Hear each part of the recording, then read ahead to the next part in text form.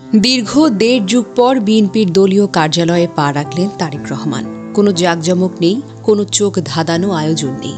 Corporate হাউসের মতো চকচকে অফিস নয়, বরং একেবারে অতি সাধারণ, সিম্পল এবং সংযত পরিবেশ। অফিসে ঢুকলেই চোখে পড়ে ইন্টেরিয়রের কাজ এখনো পুরোপুরি শেষ হয়নি। দেয়ালগুলো কিছুটা খালি, কোনো দামি আর্টওয়ার্ক নেই, কিন্তু এই শূন্যতায় আছে এক ধরনের বার্তা। এই অফিস শো পিস নয়, এটি আন্দোলন ও দায়িত্বের জায়গা। চেয়ারগুলোর দিকে তাকালেই চোখে পড়ে আরেকটি গভীর প্রতীক। জিয়াউর রহমান যেই ছোট্ট ছেলেকে নিজের শার্ট কেটে জামা বানিয়ে পরাতেন, আজ সেই সন্তান বসেছেন নেতৃত্বের চেয়ারে। দেয়ালে হয়তো বড় বড় কোনো ছবি নেই, কিন্তু প্রতিটি কোণে রয়েছে পিতার আদর্শের ছাপ। সাংবাদিক ও রাষ্ট্রদূত মুশফিকুল ফজল আনসারী যথার্থই লিখেছেন, তারেক রহমান অতি সাধারণ জীবনযাপনে অভ্যস্ত।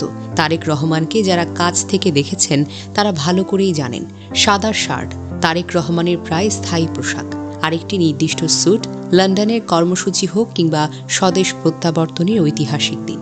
একই পোশাক, একই সংযত উপস্থিতি। আরও চমকপ্রদ অধ্যায় শুরু হলো সেদিনই। মনোনয়নপত্রে সই করে তিনি বসে থাকেননি, এক মুহূর্ত দেরি করেননি, নেমে পড়েছেন সরাসরি নির্বাচনী কাজে। ঢাকার ১৭ আসনের নেতাকর্মীদের সঙ্গে সাক্ষাৎ করেন তারেক রহমান, শোনেন তাদের কথা, নেন খোঁজখবর, দিয়েছেন দিক নির্দেশনা। ১৭ বছর পর দেশে ফিরে এটিই তার প্রথম আনুষ্ঠানিক নির্বাচনী কার্যক্রম।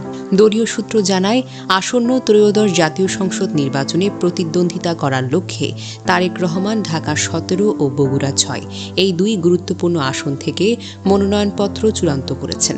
রবিবার সন্ধ্যায় রাজধানীর গুলশানে বিএনপি চেয়ারপারসনের রাজনৈতিক কার্যালয়ে সশরীরে উপস্থিত হয়ে তিনি ধানের শীষ প্রতীকের প্রার্থী হিসেবে নিজ হাতে মনোনয়নপত্রে স্বাক্ষর করেন।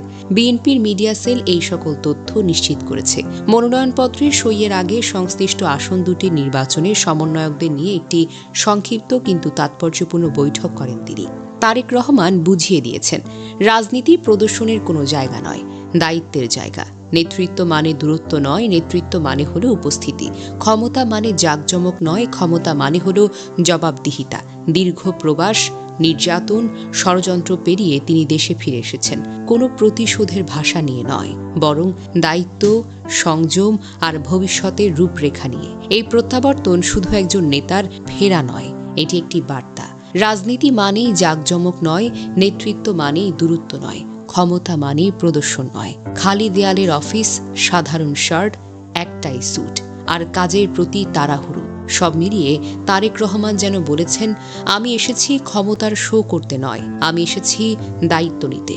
আর এই কারণেই এই প্রত্যাবর্তন মানুষকে এতক্ষণ ধরে পড়তে, ভাবতে আর দেখতে ইচ্ছে করে।